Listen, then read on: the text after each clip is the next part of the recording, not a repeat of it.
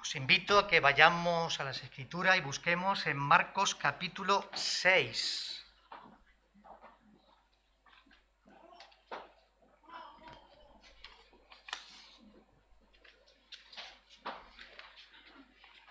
Proyectamos el PowerPoint.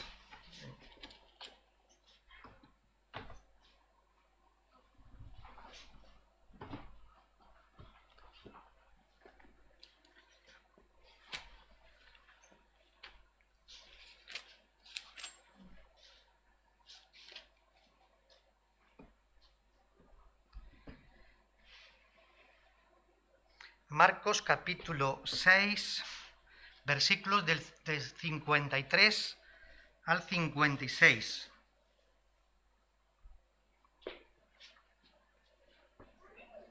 Pues así leemos en Marcos capítulo 6, versículo 53. Terminada la travesía, vinieron a tierra de Genesaret y arribaron a la orilla. Y saliendo ellos de la barca, enseguida la gente le reconoció. Y recorrieron toda la tierra de alrededor, comenzaron a traer de todas partes enfermos en lechos a donde oía que estaba.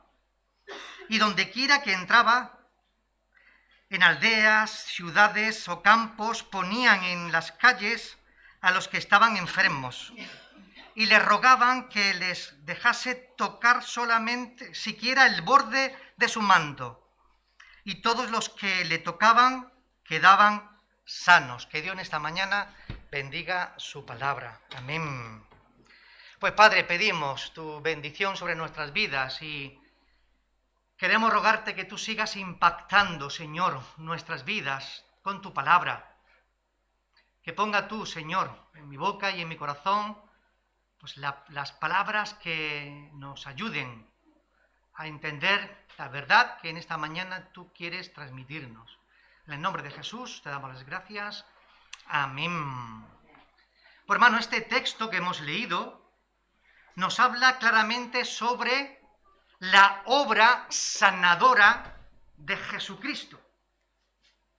Estos versículos nos está hablando sobre la tarea que Cristo llevó a cabo en Genesaret y nos preguntamos, ¿cómo que Marcos, que nos relata este texto, no nos dice también que Cristo estuvo enseñando o predicando? Solamente el texto hace mención de la obra sanadora de Cristo en aquel lugar. Este acontecimiento es narrado por Mateo también, sin embargo, Lucas no lo narra. Es muy interesante esta afirmación de que solamente Marcos y Mateo son quienes narran esta historia y, claro, la pregunta que nos estamos haciendo es ¿qué querrá el Señor en decirnos a través de esta historia, de este acontecimiento? Porque es verdad que la obra, la misión de Jesucristo tiene dos brazos. La proclamación del reino de Dios y la ayuda a las personas que viven en necesidad. Estos dos brazos, estas dos responsabilidades, la vemos constantemente en las Escrituras. Jesús proclamaba y Jesús ayudaba a los necesitados. Cuando envió a los 12, los envió con esta misión. Allá donde vayáis, las aldeas y pueblos donde yo también voy a ir predicando el reino de Dios y sanando a los enfermos. Fueron los dos cometidos que Jesús encomendó a los 12, pero no solamente a los 12, sino también a los 70, podemos encontrar que cuando fueron enviados, 70, ya no los apóstoles, sino parte de los seguidores, de los discípulos, la iglesia, también fueron enviados con esta misma comisión: proclamar el reino de Dios, sanar a los enfermos. Así que nos llama la atención en esta historia de que Marcos ni Mateo nos haga referencia a la predicación o la enseñanza de Jesús. Sin embargo, hemos leído en Marcos capítulo 1, que de nuevo esos versículos a los que hemos hecho referencia, nos habla igualmente de la obra sanadora, pero hay un elemento importante donde Jesús de madrugada se levantó y se marchó para orar, y Pedro le buscaba, y Jesús respondió: he de ir a otros lugares porque he venido para predicar el Evangelio. O sea, que el Señor era muy consciente de estas dos realidades. Él vino para proclamar la verdad acerca de Dios, pero a la vez también para ayudar a las personas más débiles y necesitadas. De hecho, Lucas, cuando nos escribe el libro de Hechos de los Apóstoles, el evangelista Lucas, y nos cuenta la historia de Pedro entrando en la casa de Cornelio, en Lucas, en Hechos capítulo 10, versículo 38, precisamente nos narra eso: cómo Dios ungió con el Espíritu Santo y con poder a Jesús de Nazaret, y cómo éste anduvo haciendo bienes y sanando a todos los oprimidos por el diablo, porque Dios estaba con él.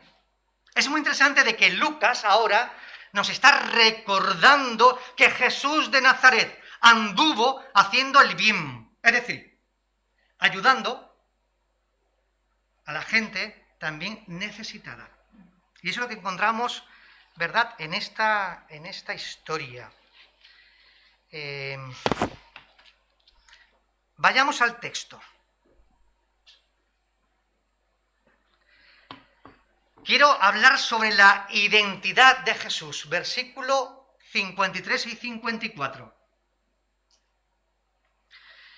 Es verdad que en esta primera idea de que se habla sobre la obra sanadora de Jesús, no quiero olvidar de que junto con la obra sanadora que Marcos nos está relatando, podemos hablar de la presencia de Jesús en medio de los necesitados.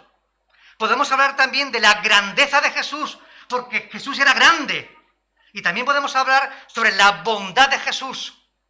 Es decir, esa actitud de hacer el bien a la gente que realmente lo necesitaba. Y ahora, como digo, encontramos en estos versículos, quiero hacer énfasis sobre la identidad de Jesús. Dice que arribaron a la ribera de Genesaret. ¿Y este lugar, qué lugar es? Pues se encuentra en el mar de Galilea, llamado también mar de Tiberias, en el norte, noroeste. En aquella esquina se encuentra Genesaret, que es una zona costera, fértil, de varias ciudades. Y aquella zona se encontraba en la ciudad de Capernaum. La zona de Capernaum. Y ahí encontramos, que ya hemos leído en Marcos capítulo 1, que Jesús entró en Capernaum, entró en casa de Pedro, sanó a la suegra de Pedro, hizo muchos milagros, y la gente incluso acudían a casa y en la puerta esperaban a Jesús para que fuesen sanados. Y Jesús salía y actuaba y sanaba. Pero recordad esta parte, que también se marchó de madrugada para orar a solas al Padre, y cuando es buscado también entendía que su papel como sanador era importante, pero también era muy importante su papel como proclamador del reino de Dios. Así que dice el texto que llegando a Genesaret, ¿verdad?, aquella zona, recorría todo aquel lugar. Y fue también reconocido. Cuando bajó de la barca, versículo 54, fue reconocido. ¿Cómo fue reconocido? Como Jesús de Nazaret. Como aquel que había sanado y ayudado a todos los afligidos y a todos los necesitados. Pero nos hacemos una pregunta importante sobre la identidad de Jesús. Este reconocimiento que tenía aquellos lugareños, ¿en qué sentido reconocían a Jesús? ¿Lo reconocían como un sanador, un milagrero?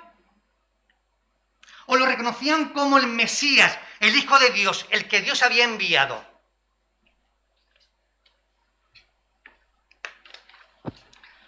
Mirad, vamos ahora al versículo 55,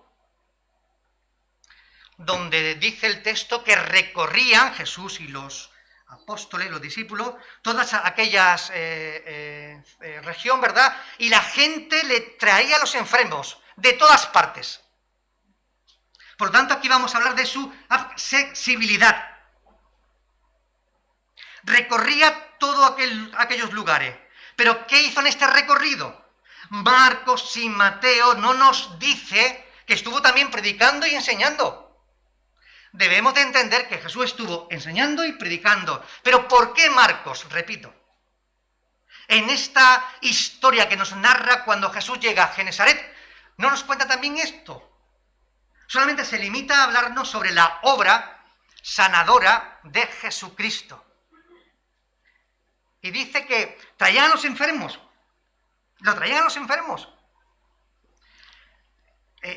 La noticia se había divulgado, ya Jesús había llegado a la ribera, a la orilla, y la gente ya sabía quién era Jesús de Nazaret, y la noticia pues se divulgó, y todo el mundo traía a la gente necesitada ante Jesús.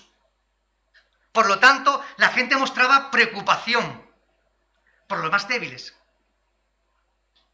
por los más imposibilitados. La gente mostraba preocupación. Y al saber que Jesús de Nazaret había llegado a aquel lugar, pues vamos a llevarlo para que lo sane, para que lo atienda, para que le ayude.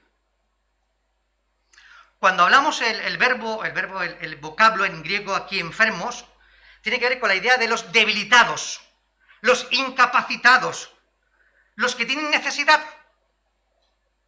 Todo este grupo de hombres y mujeres que necesitaban realmente la ayuda sanadora de Jesús. Y encontramos también que nadie encontraba dificultad para acercarse a Jesús. Así que la gente que traía a los enfermos, ¿vale?, lo acercaban a Jesús, y Jesús era una persona accesible. Se podía llegar, no había complicaciones para acercarse a él, no lo había. Hablemos ahora sobre su sanidad, su identidad, ¿verdad? Ahora vamos a hablar sobre su sanidad.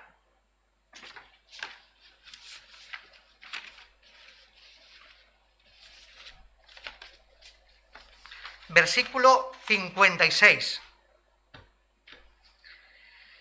Colocaba a los enfermos por los lugares donde creían que él iba a pasar y les rogaban a Jesús que le dejase tocar solamente ni siquiera el borde del manto, y aquellos que lo tocaban eran sanados. Hablemos ahora de la sanidad de Jesús, ¿verdad? Aquí lo tenemos ahora. La sanidad de Jesús. La gente colocaban a los enfermos en esos lugares estratégico donde sabía que Jesús iba allí a pasar. Por lo tanto, estaban demostrando y evidenciando toda la gente de aquel lugar solidaridad, esa palabra que a veces nos cuesta entenderla o practicarla, ¿verdad?, en la sociedad en la cual nos encontramos. Una sociedad tan individualizada. Solidaridad. La gente era solidaria con los más necesitados. Y además también, al parecer, el texto da a entender que se improvisaron lo que yo quiero llamar hospitales de campaña. ¿Nos suena, verdad? Más con el COVID, ¿nos suena de qué estamos hablando? Ese lugar levantado provisionalmente para que la gente acudiese a ser sanados. El texto nos habla de que la gente llevaba a grandes multitudes y que eran presentados y colocados en las calles, en las aldeas, en las ciudades.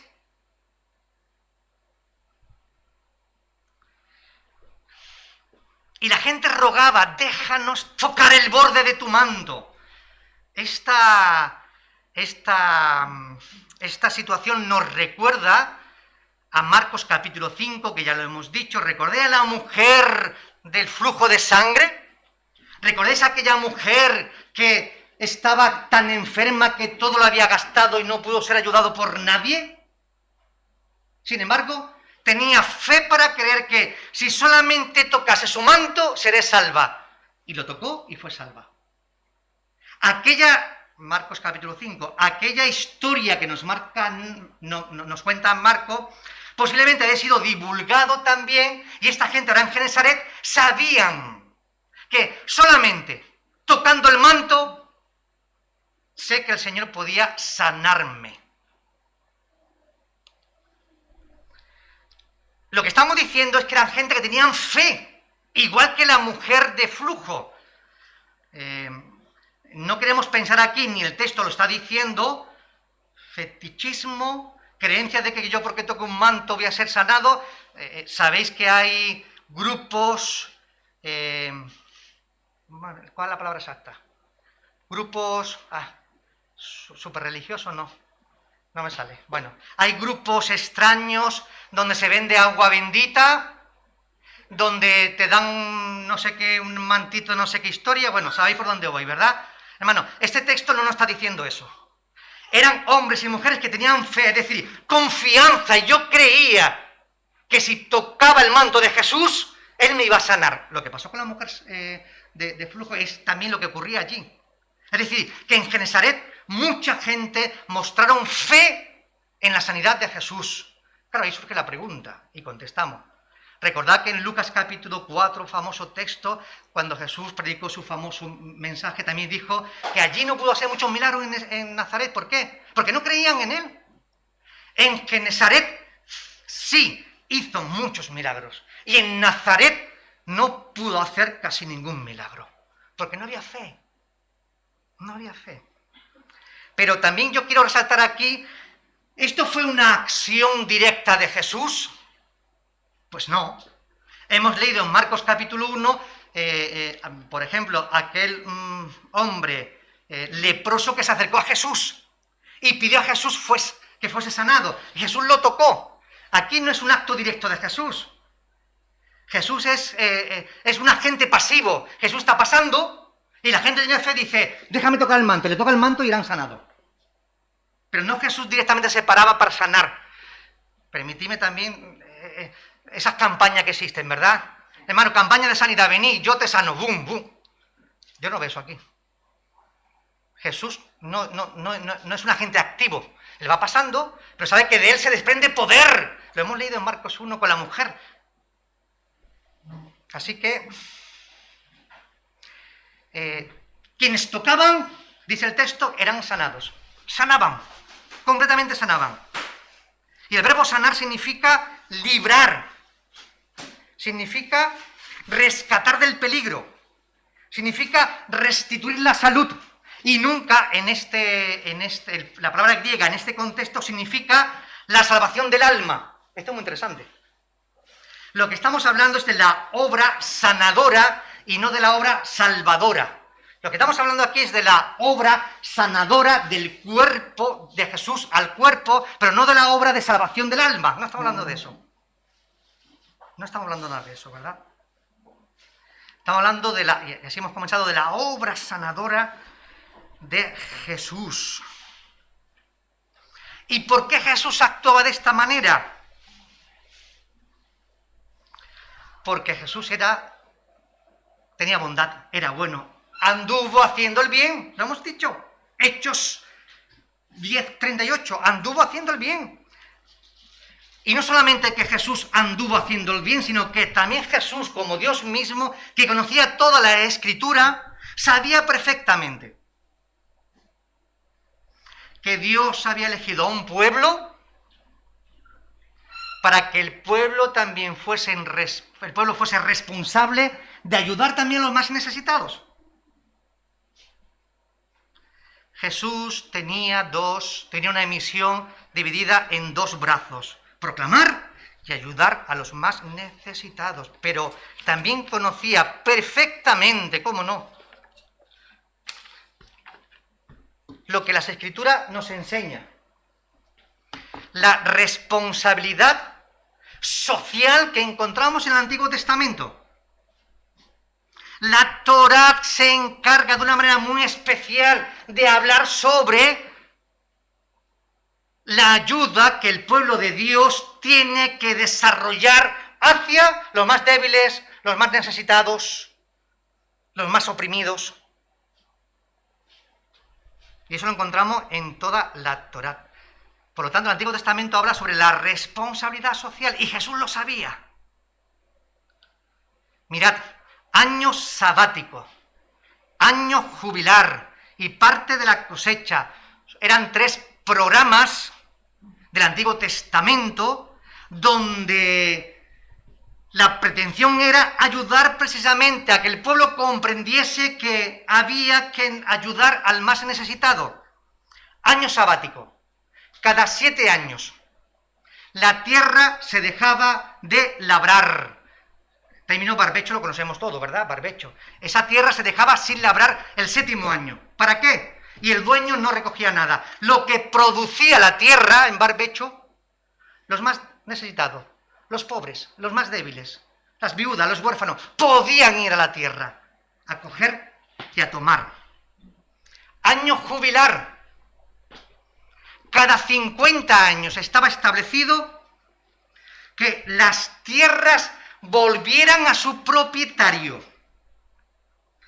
Recordamos que Dios, ¿verdad?, a través de Josué se dividió la tierra en los hijos de Jacob, se distribuyeron, ¿verdad? Cada uno era dueño de una tierra, menos los levitas. Eso es muy interesante, pero no vamos por ahí, menos los levitas. Recordad que eran dueños de tierra y que durante 50 años mucha gente, por circunstancia que había ocurrido, se había endeudado, se habían hecho esclavos de otros hermanos, habían perdido sus tierras, y lo habían perdido todo. Pero cada 50 años esa familia sabía que esa tierra que era mía, que la había perdido, volvía para mí.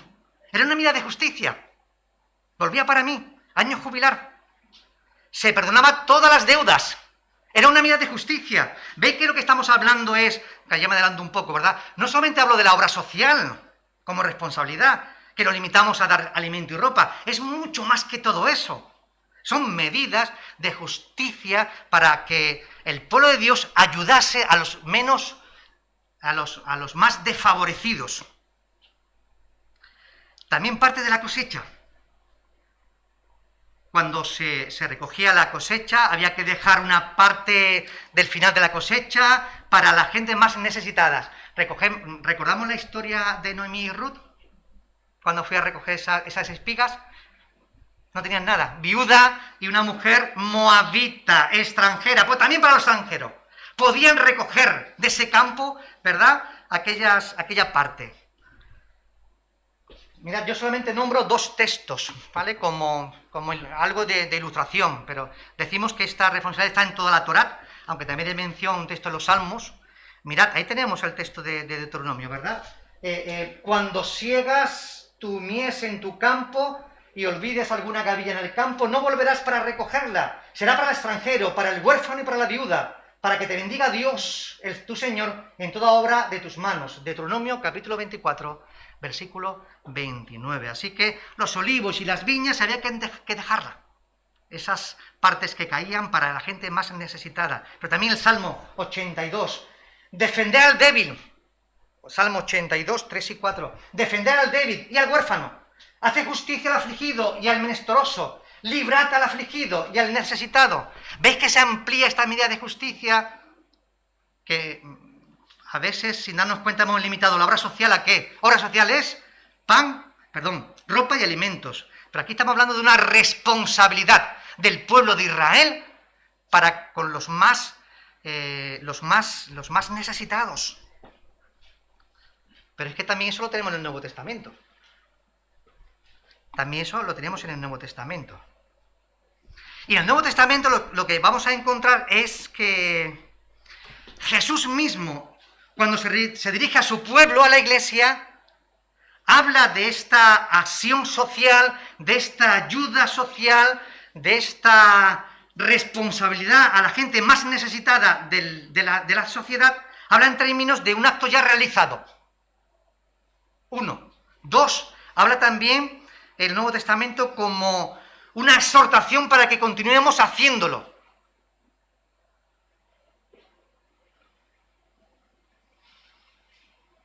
Mateo, el de la derecha no se ve muy bien, Mateo 25, del 35 al 40, recordamos, ¿verdad? Benditos de mi Padre, venid a mi derecha. Porque cuando tuve hambre, me disteis de comer. Cuando tuve sed, me disteis de beber. Cuando fui forastero, me visitasteis o me recogisteis. Cuando estuve enfermo, me visitasteis. Cuando estuve en la cárcel, me atendisteis. Señor, ¿cuándo hicimos eso? Es el contexto, ¿eh? ¿Cuándo hicimos eso, Señor? Que no lo recordamos. Cuando se lo hiciste a uno de estos más pequeños, a mí me lo habéis hecho. Ah, pues es verdad, que atendimos. ¿Veis cómo se amplía la responsabilidad social? Y lo que nos dice Gálatas capítulo 9, versículo 10, ¿verdad? Dice Pablo, ahora es Pablo, antes era Jesús y ahora es Pablo. No nos cansemos de hacer el bien. No nos cansemos de hacer el bien. Siempre que podamos, siempre que tengamos oportunidad, siempre que las circunstancias lo permitan, hagamos el bien a todos. No unos poquitos, a todos. Pero especialmente a los de la familia de la fe. Muy interesante, ¿verdad? Interesante aquí encontramos esta exhortación a que no nos cansemos de hacer el bien. ¡Qué bien! Hechos 10, 38, Jesús anduvo haciendo el bien, mostrando simpatía por todos los necesitados y ayudándoles en sus necesidades. Pregunta que nos hacemos: ¿está también hoy la Iglesia respondiendo de la misma manera?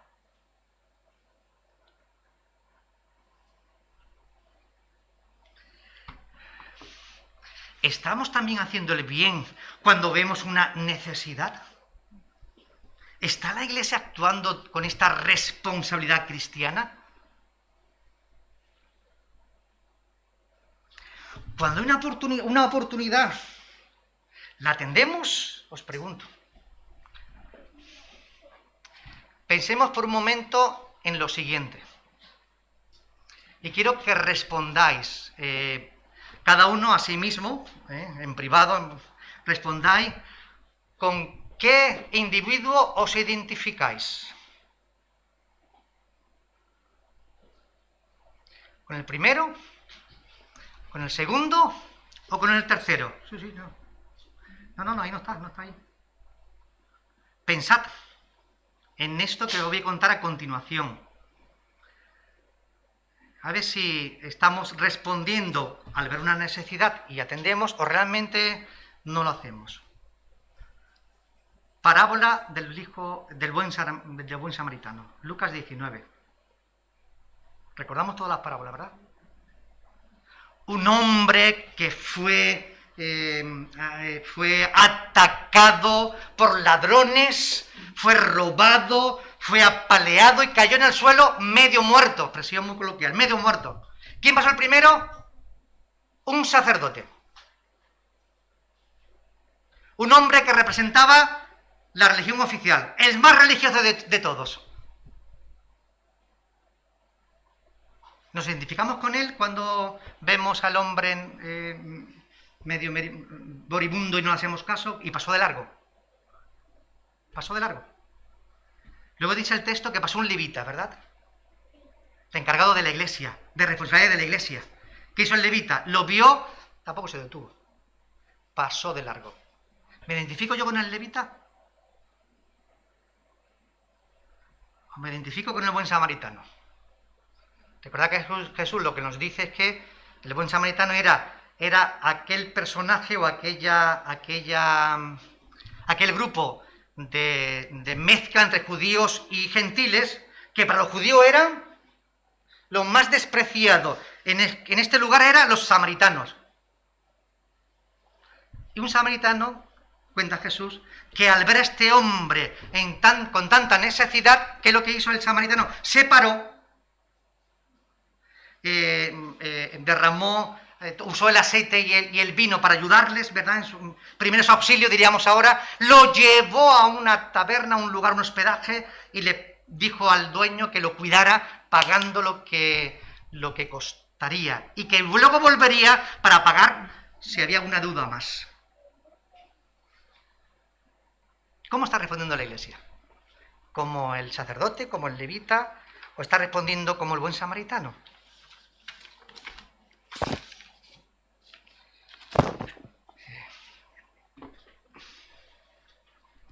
Mirad, estamos hablando sobre la doctrina social de la Iglesia. Y la doctrina social de la Iglesia, es decir, la responsabilidad social, la verdad que no hablamos mucho de eso. Nuestro énfasis en la Iglesia evangélica nuevamente, ¿cuál es? ¿Cuál es? La salvación del alma. Queremos salvar el alma. Pero ¿y el cuerpo? ¿Y la ayuda a los más necesitados? Eso no hablamos tanto. Eso nos cuesta más, ¿verdad? Y eso es una parte que, bueno, que está muy presente, que debe estar muy presente y que veremos qué hacemos, ¿verdad?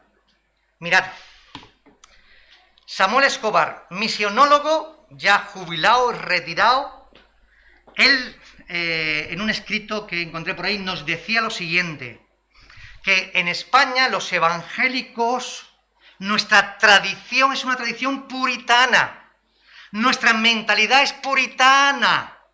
Los evangélicos en España, a diferencia de otros evangélicos de otros lugares, hemos recibido una tradición, el evangelio, con los puritanos. Con los pietistas, digo puritanos, con los pietistas.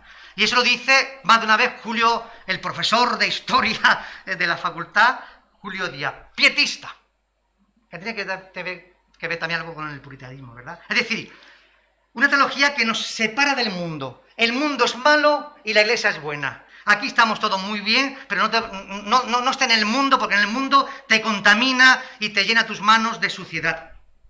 Y esto ha provocado que esta teología que hemos recibido, que el mundo es malo y que el único contexto bueno es la Iglesia y los hermanos de la Iglesia, lo que ha provocado es que nos separemos tanto del mundo, que no nos involucramos en el mundo, no somos solidarios con el mundo, no estamos en medio del mundo y no trabajamos en medio del mundo. Eso es lo que está ocurriendo. Mirad, otro personaje, F.H. Henry, dijo, el verdadero evangelio de la gracia es inseparable de un evangelio de las buenas obras.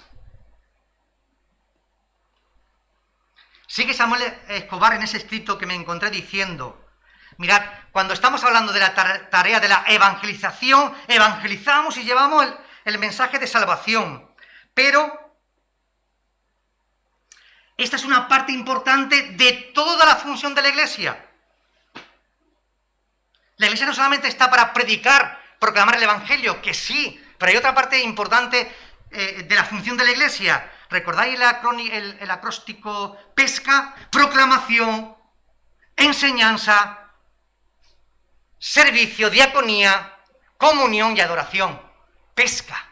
La diaconía es importante. Y repito, no estoy hablando de lo que muchas de nuestras iglesias han caído, de abrir las puertas para ayudar a la gente necesitada con alimento y ropa. Es mucho más que todo eso. Es mucho más que todo eso. John Stott, otro gran personaje histórico ya fallecido, que él dijo que en el Congreso de Berlín, mira que hace tiempo de eso, en 1917, creo recordar, le dijo que nos recordó el texto de Juan 20:21. Jesús dijo, como el Padre me envió a mí, yo os envío a vosotros. Sigue diciendo John Stott en aquella conferencia. Este texto, que a veces no lo utilizamos mucho, ¿verdad? En cuanto a la obra, a la Gran Comisión, no lo usamos mucho, pero forma parte de la Gran Comisión, decía John Stott que este texto, repito, como el Padre me envió a mí, dice Jesús, yo os envío a vosotros, aunque también de eso tengo una predicación de hace tiempo atrás. Dice John Stott que representa la forma más simple de la Gran Comisión. Sin embargo, a la vez es la más olvidada. Y lo explica por qué. Fue también el mensaje que yo tuve en aquel momento. ¿Cómo Dios envió a Jesús al mundo? ¿Cómo? Lo estamos diciendo desde que hemos llegado aquí, ¿verdad? Proclamando el reino de Dios y su justicia y ayudando, parte de su misión, ayudando a los más necesitados. decía John Stott, la misión de la Iglesia en el mundo, es ser como Cristo en todo. Jesucristo fue el primer misionero y toda nuestra misión deriva de Él. Lo que estamos diciendo, hermanos, es que Dios en Jesús se encarnó, habitó en medio de nosotros, proclamó el reino y actuó ayudando a los más débiles y necesitados. Esto es lo que se espera también de la Iglesia. Hermanos, hermanas, tomemos conciencia de esta realidad. Tomemos conciencia de esta parte importante. En este proyecto que estamos tratando, ya hemos hablado de él, ¿verdad? Proyecto misionero, proyecto general misionero para la Iglesia de Sanse, donde un enfoque es, le vamos a llamar la obra misionera, que hablamos de evangelización, de fundación de iglesias, pero un segundo brazo va a ser la obra educativa. Ay, pastora, cómo me gusta eso. La obra educativa. La obra educativa, ¿verdad? Ahí hablamos sobre el crecimiento cristiano, la formación cristiana, el discipulado, el catecumenado. ¿Veis? Todo lo que abarca. Pero también la otra parte importante está la obra social. Obra misionera, obra educativa y la obra social. Es decir, la responsabilidad que tiene la Iglesia de ser luz y sal de una manera visible en medio del mundo donde nos encontramos. Pues a propósito de todo esto, y aquí termino, nos hemos preguntado una vez cuál es nuestra identidad. Jesús y su identidad. ¿Jesús fue reconocido como un milagrero o como el Mesías? ¿Cuál es nuestra identidad? Somos pueblo de Dios, pero ¿para qué Dios quiere usarnos? ¿Para qué estamos aquí? ¿Te has preguntado alguna vez cuál es tu identidad? ¿Qué quiere Dios de nosotros? ¿Qué somos? ¿Somos un pueblo accesible? ¿O hay muchas trabas y dificultades para que la gente llegue hasta nosotros? Yo a veces me pregunto si nuestro lenguaje, y creo que lo he dicho alguna que otra vez, nuestra jerga evangélica es un obstáculo para que la gente entienda lo que estamos explicando, que a veces hablamos en chino. ¿Somos accesibles a la Iglesia o sin darnos cuenta tenemos muchas barreras que impiden a la gente realmente venir y acercarse aquí, a la Iglesia? Y por último, nos hemos preguntado qué tal de la labor social, de la acción humanitaria. ¿Está eso totalmente desarrollado? ¿Podemos hacer algo más? Hermano, el texto del cual hemos partido nos habla sobre la obra milagrosa de Jesucristo en Genesaret. Su presencia, su grandeza y su bondad estaban muy presentes en este acto.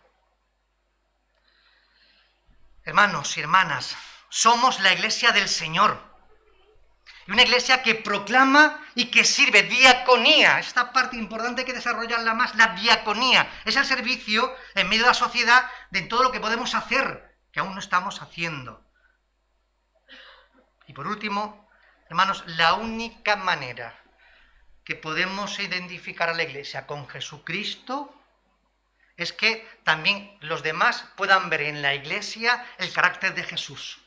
Si Jesús anduvo haciendo bienes, hemos dicho, y con eso termino, que Él mostraba bondad porque era bueno, era misericordioso y hacía el bien. También la iglesia de hoy tenemos que recuperar, ¿verdad?, que se nos reconozca por nuestra bondad, por hacer el bien y por ayudar a los más necesitados. Que Dios en esta mañana nos bendiga a todos. Amén. Amén.